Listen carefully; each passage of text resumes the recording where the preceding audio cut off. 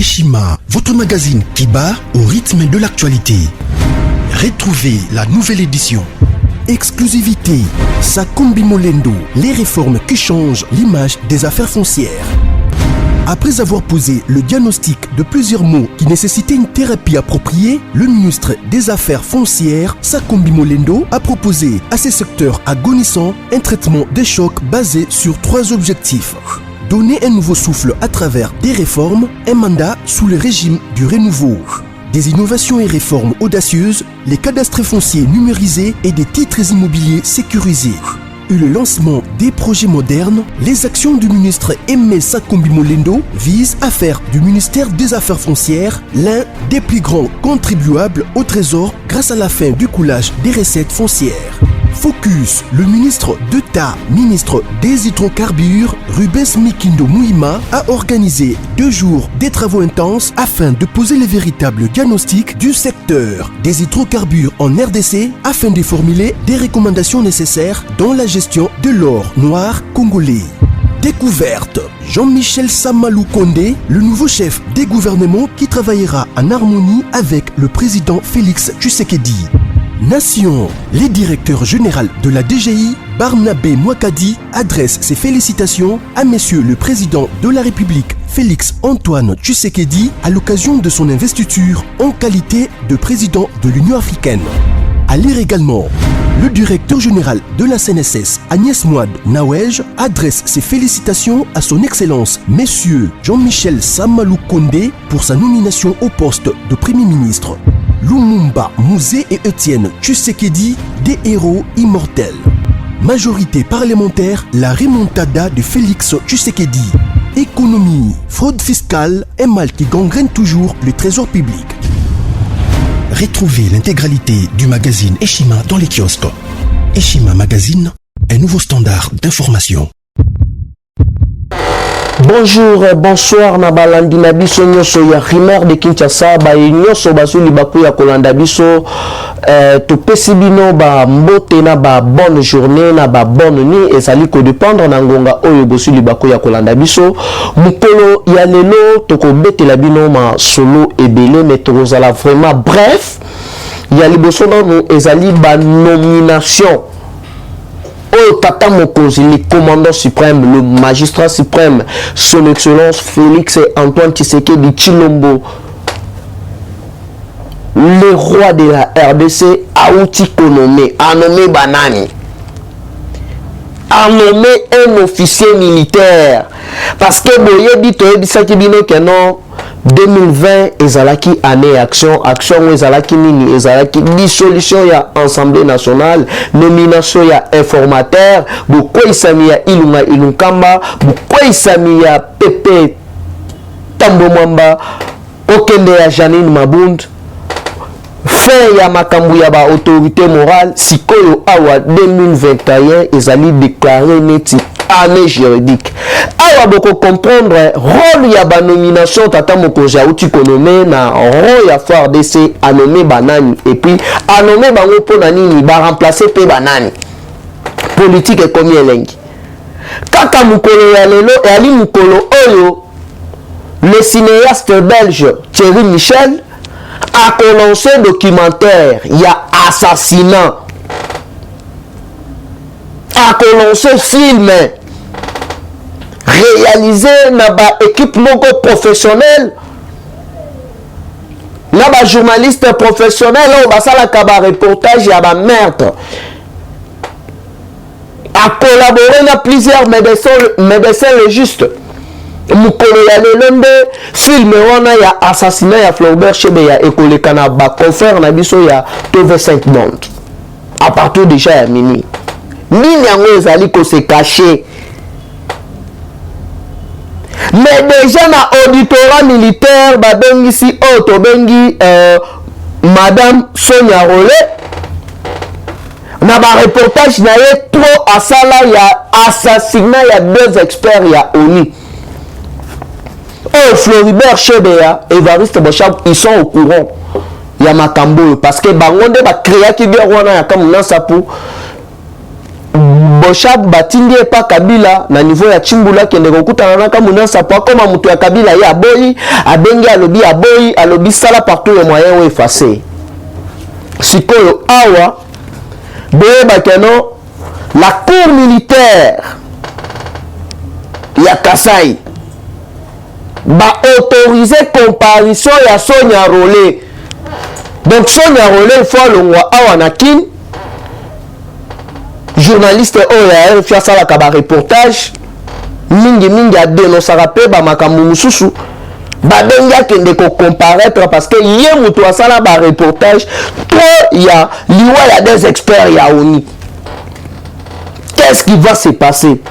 Na nyonso oyo ba makambu nyonso oyo bali koluka nani oyo bazwali koluka toyebisaki bino ke non Mundele a changé G. Mundele a changé G.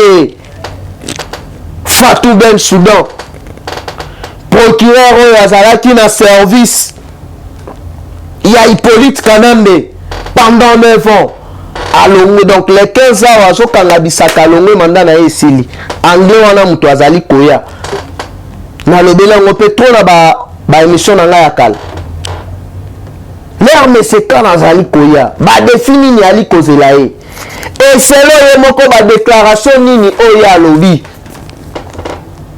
ako travailler na lolenge nini apesi de chaval d'ailleurs azali pour création il y a tribunal pénal international na niveau ya RDC pour la juger ba criminel tout parce que alaki à l'époque batinda yemeti avocat ya droit militant ya droit de l'homme oya bakendaki ko installer yango na kati ya Yougoslavie aza parmi ba avocat oyo bayaka pe na niveau ya Rwanda na 1993-94 l'ère ya génocide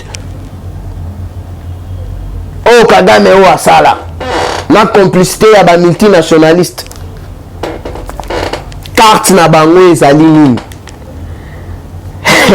politique ekomi elengi tokobetela bino lisolo ya 5 na deuxième point place kutu na koshitele yango wana 5 bazali koluka nini bazali na service ya banani 5 bazali nanu ya liboso na service ya balobiste mafieux oyo balingaka RDC ezala na kimia te ba pièce maîtresse oyo bazali kojouer rôle ya balobiste mafieux ezali na footballer ya mbongo na abeshole bato bazali kosalir image ya église catholique. Vraiment maman excusez-moi na yebi que non il faut chuko déjà chuchikia makari mais tout nasema tout par la vérité ba pasteur yo no ba bien bintu na fanya vraiment china d'accord na bwa wana na yebisa mère na biso pas prier kuna na catholique mais makambu batu na bango bazo sala nde yango te to yebi nini obilo catholique bo sala na mboka oyo accord ya Saint-Sylvestre le dribla tous allés au courant Kombo Etienne Tshisekedi ya Mulumba tikela bino kombo ba nommé papa Tshisekedi ba nommé l'actuel président de la République son excellence Félix Antoine Tshisekedi Tshilombo le président de la République le président de l'Union africaine notre premier ministre à l'époque de dribla o papa tikela biso kombo te tokena ba votawa tokena ba vote mabo créer no ba trouble parce que na li kopé sabino révélation lelo batu o ba panza rassemblement à l'époque le papa Tshisekedi a otaki kokufwa to sangani chef ya rassemblement président Fachi à l'époque batu ba panza bango ba benda batu mususu ezali église catholique o madidi bino boya boy ba créer un bruyement alors que bazalaki bien na carte na bango. Est-ce que Fribola Mbongo na Abeshole bakosa la point de presse bayebisa biso mutu oyo bavota na élection ya 2018 et puis balukaka nini makambo ya Rosar Malonda awa bapuyaki Rosar mais biso tobima na nzela totelemela yango makambo ya détournement ya 5 millions de dollars ya Cameroun basala ba marche koloba loba meilleur batandi caméra banani bakoni okotela caméra ezali bango 5 ans bosala musala na bino église bozala kipidi te ambongo ke kuna na katanga bapesho bambongo ke pa Kabila na kashamata apesho mbongo ke pa Moïse apesho mbongo po ya kodistraire bato et puis bon comprendre que déclaration ya église catholique encadré mbala moko na je ne sais pas moi conseiller ceux qui portent parole ya Katumbi et ali koloba oto zali ko exiger élection en 2023 bato bali ko combattre gratuité et enseignement ezalaki na kati ya constitution bolingi nini boali koluka nini alors dans mukuse 2023 élection alité 2023 tozokende nanu na recensement parce que mbongo falaki ba organiser élection et que na gestion ya crise sanitaire ya COVID-19 mwanda ba mbongo gouvernement kozala na yango ezali mbongo oyo bako organiser identification na ba province nyonso congolais nyonso il faut avoir carte na ye de notaire.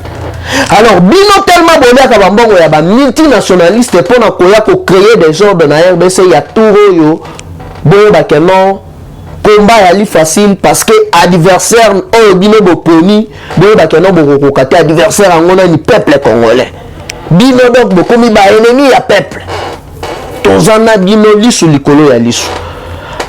Alors ndenge na utaki koloba yango na sommaire nanga to panza sikoyo nteke sur ordonnance au tata mokonzi auti ko signer il y a de cela 2 minutes. Donc ba information bozango nulle part ailleurs kaka na rumeur de Kinshasa sango ya Congo. Ordonnance présidentielle. Le magistrat suprême, le commandant suprême, le président de la République démocratique du Congo, le président de l'Union africaine, son excellence Félix Antoine Tshisekedi Tshilombo Mupantombolo Mohamai, vient de nommer le général Likulia Bakou milicien René, nommé au garde de lieutenant général de FARDC et aussi auditeur général de FARDC près de la haute cour militaire. Il remplace le lieutenant général Timothée Mukoto, mort le 15 janvier 2021 en Afrique du Sud, où il était évacué pour des soins. Et il dit Likuli ya bakumi oyo lycée René oyo banommé neti auditeur général ya haute cour militaire musala na ye ekozala nini parce que Kabila alaki politicien te Kabila alaki nde Kadogo oyo akota na armée en 1994 na Rwanda, recruté par son oncle James Kabarege. Après l'assassinat de papa na bango oyo azalaki Christopher Mutwale, camarade de Laurent Désiré Kabila. Vieux komaki mbilinga Kabila qui na Tanzanie comme ça qui chauffeur. Kagame a nommé James Kabarege noko nae place nini Aïbisaki a recruté les jeunes Rwandais pour former bango sur le plan militaire. Abengi noko na ye na Tanzanie yaka na Rwanda. Place bongo na Kabila na bateni moko boye sima ya James Kabare sima ya Paul Kagame. Sinon ayaki leur bapistonné copie ya présidence ya RDC ayaki siko ko konza RDC na esprit ya vengeance. Ba société nyonso parteur Koboma ba Floribert Chebeya, Koboma Laurent Désiré Kabila, oyazalaki camarade ya papa na bango. Alors ma mère tenyo soana les deux experts ya ONU. Liwa ya Floribert Chebeya. Nyoso commanditaire na yango ezali Joseph Kabila. Ça chauffe. Nazo ebisabino ça chauffe. Mkolo moko akolela. Alors, le général Likouli Yabakou, milicien René, on va lever écoute, on a grade de lieutenant général ya FARDC. Banomé sikoyo auditeur général. Il y a haute cour militaire. On a remplacé Timothée Mukutu. Il doit remplacer. Badossier nini sikoyo ezali kozelae.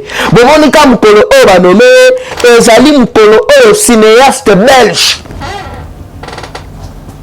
Thierry Michel ali ko diffuser film ya assassinat ya Flaubert Chebe ya na TV5 Monde lelo. TV5 Afrique pardon. Ba confrère na biso TV5 Afrique. Lelo. Deuxièmement, cours militaire ya Kananga. Et bien ici déjà Sonia Rolé parce que les qui journaliste abandaki ko sala reportage na meurtre ya deux experts ya ONU. Ba ben ici akende pe a témoigner. Donc invitation ngoye kaka lelo. Ya okende ko témoigner na liwa ya deux experts ya ONU au Kabila Aboma en complicité na Chadar en complicité na Bochap. Boyeli pe Chadar koto na parti na bango bache libanda. Politique ekomi elengi. Mukolo moko akolela mukubwa mwa ataria. Mutashika butamu. Politique ekomi elengi. En même temps, bomoni dossier ya Rossi na mesakari nazali kosamba. Amata kitako kangama pe kaka. Musala Oyo, le nouveau auditeur général ya FARDC ya haute cour militaire à Kosala yango. Donc place pena royo pena geno John Numbi bou beko. Place royo pena geno Kanyama beko, Karine beko. Parce que ma dossier de l'est sensible. Ma banaki ko fina yango. Ce que même la vérité finit toujours par triompher. Voilà si que la vérité s'éclatait au grand jour.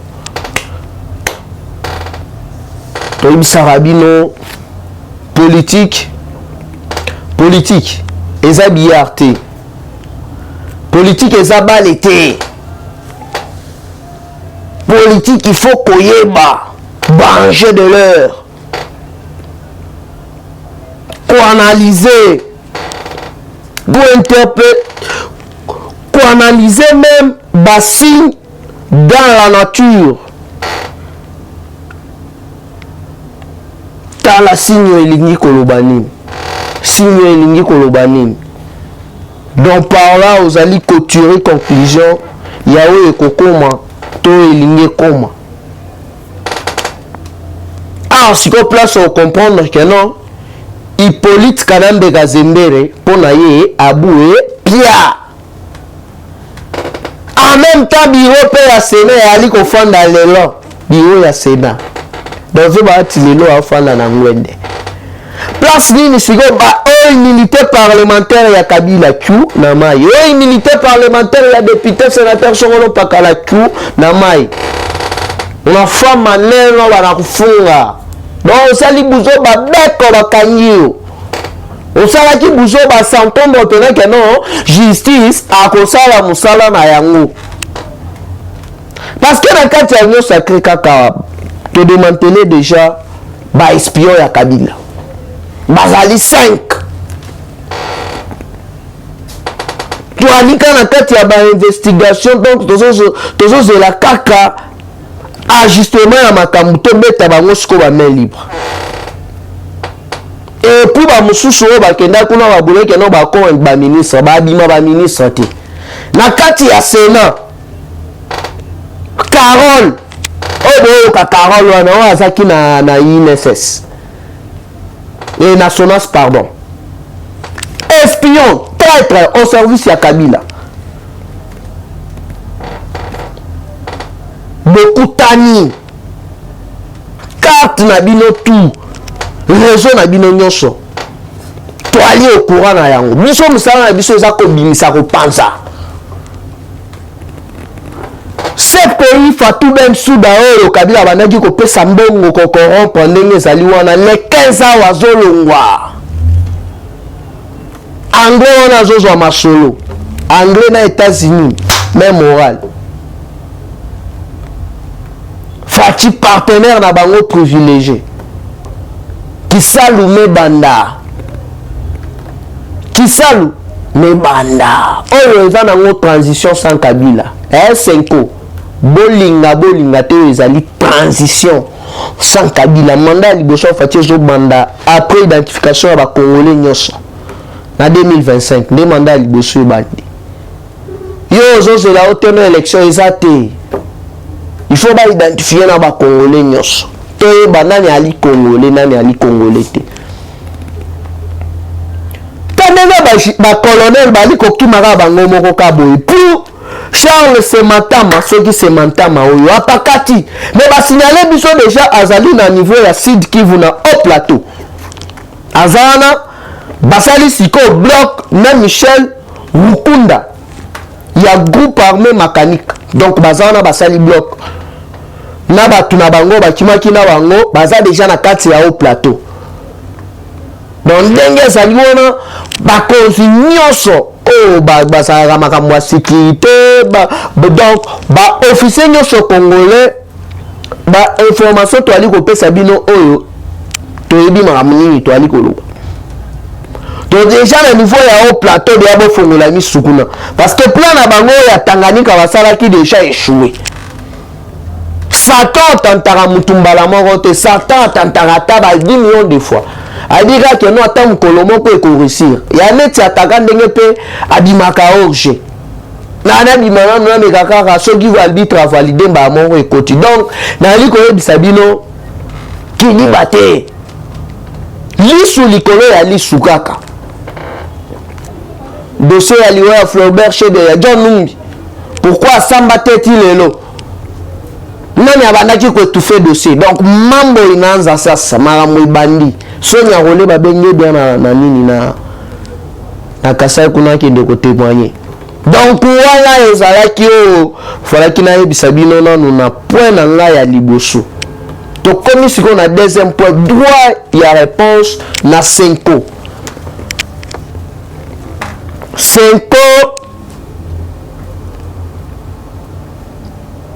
na service ya ba lobbyiste mafieux. 5 en coulisses balikola bandaki ko soutenir Rosar Malonda kamikaze ya Kabila na niveau ya Seni. 5 mingi Abe Chole na Fridolé Ambongo ba ene tribal. Oh bali même pas exemple pour la jeunesse oh tobana oh bali ko aspirer peut-être un jour bakende na grand séminaire babanda na petit séminaire en grand séminaire ba comme ba prêtre.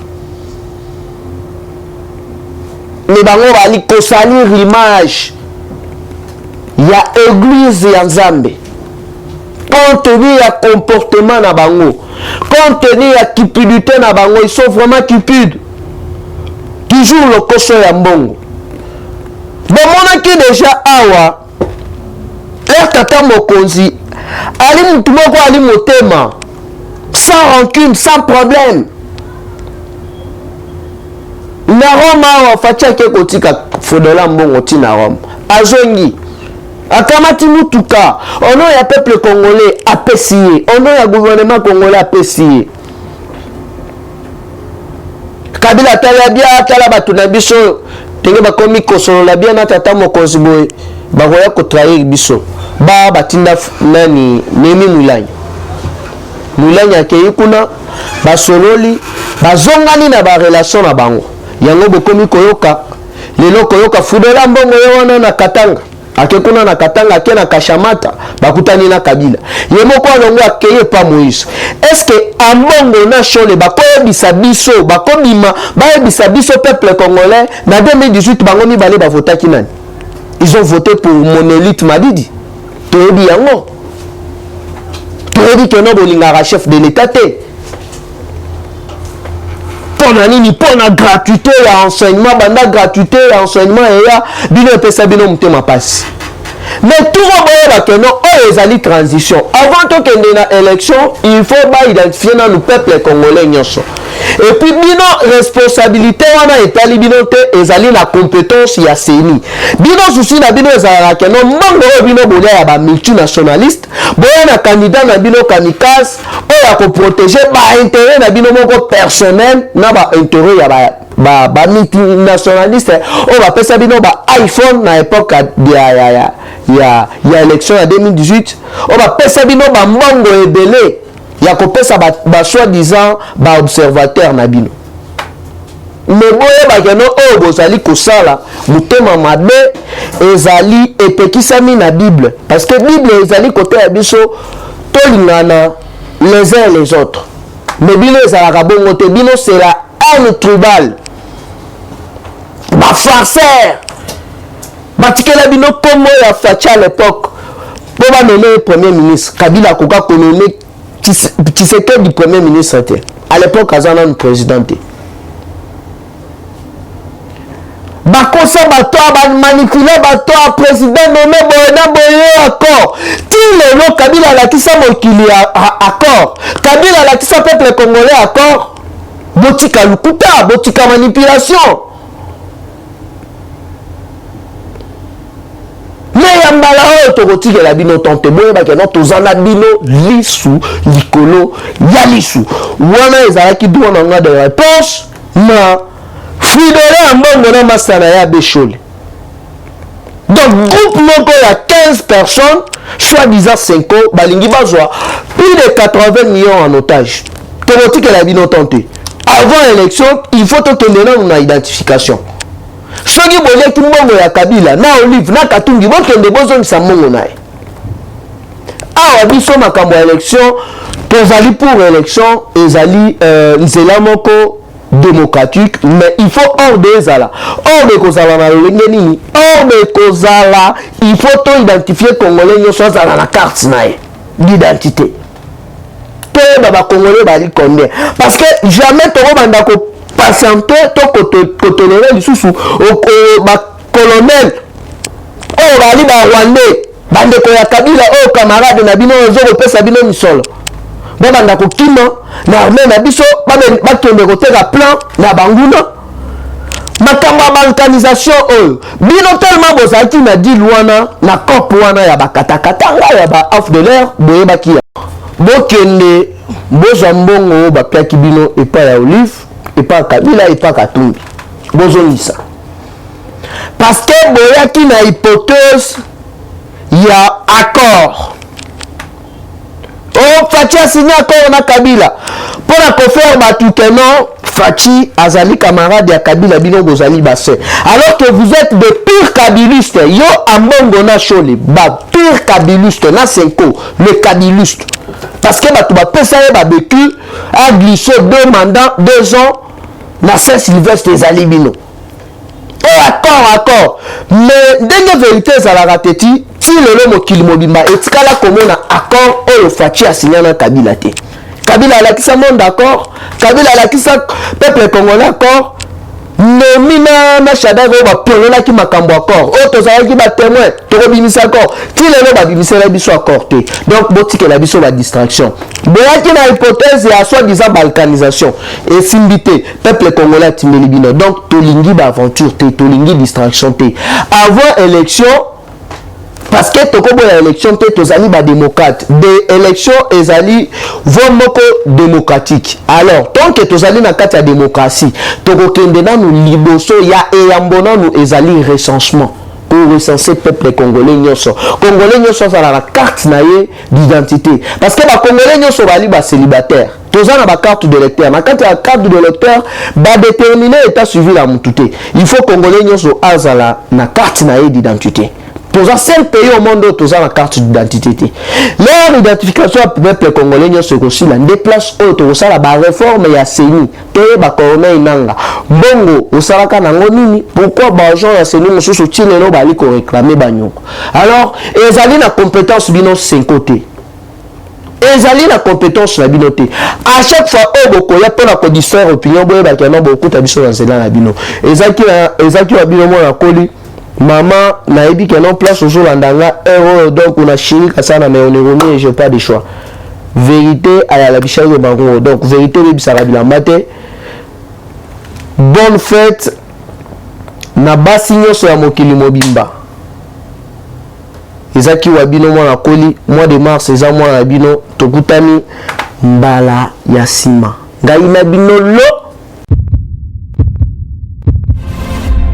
Eshima, votre magazine qui bat au rythme de l'actualité. Retrouvez la nouvelle édition. Exclusivité, Sakombi Molendo, les réformes qui changent l'image des affaires foncières. Après avoir posé le diagnostic de plusieurs maux qui nécessitaient une thérapie appropriée, le ministre des Affaires foncières, Sakombi Molendo, a proposé à ces secteurs agonissants un traitement des chocs basé sur 3 objectifs. Donner un nouveau souffle à travers des réformes, un mandat sous le régime du renouveau. Des innovations et réformes audacieuses, les cadastres fonciers numérisés et des titres immobiliers sécurisés. Et le lancement des projets modernes, les actions du ministre Aimé Sakombi Molendo visent à faire du ministère des Affaires foncières l'un des plus grands contribuables au trésor grâce à la fin du coulage des recettes foncières. Focus, le ministre d'État, ministre des hydrocarbures, Rubens Mikindo Mouima, a organisé 2 jours des travaux intenses afin de poser les véritables diagnostics du secteur des hydrocarbures en RDC afin de formuler des recommandations nécessaires dans la gestion de l'or noir congolais. Découverte, Jean-Michel Samalou Kondé, le nouveau chef des gouvernements qui travaillera en harmonie avec le président Félix Tshisekedi. Nation, les directeurs généraux de la DGI, Barnabé Mouakadi, adresse ses félicitations à Monsieur le Président de la République, Félix Antoine Tshisekedi, à l'occasion de son investiture en qualité de président de l'Union africaine. À lire également, le directeur général de la CNSS, Agnès Mouad Nawej, adresse ses félicitations à son Excellence, Monsieur Jean-Michel Samalou Kondé, pour sa nomination au poste de Premier ministre. Lumumba, Mouzé et Étienne Tshisekedi, des héros immortels. Majorité parlementaire, la remontada de Félix Tshisekedi. Économie, fraude fiscale, un mal qui gangrène toujours le trésor public. Retrouvez l'intégralité du magazine Eshima dans les kiosques. Eshima Magazine, un nouveau standard d'information.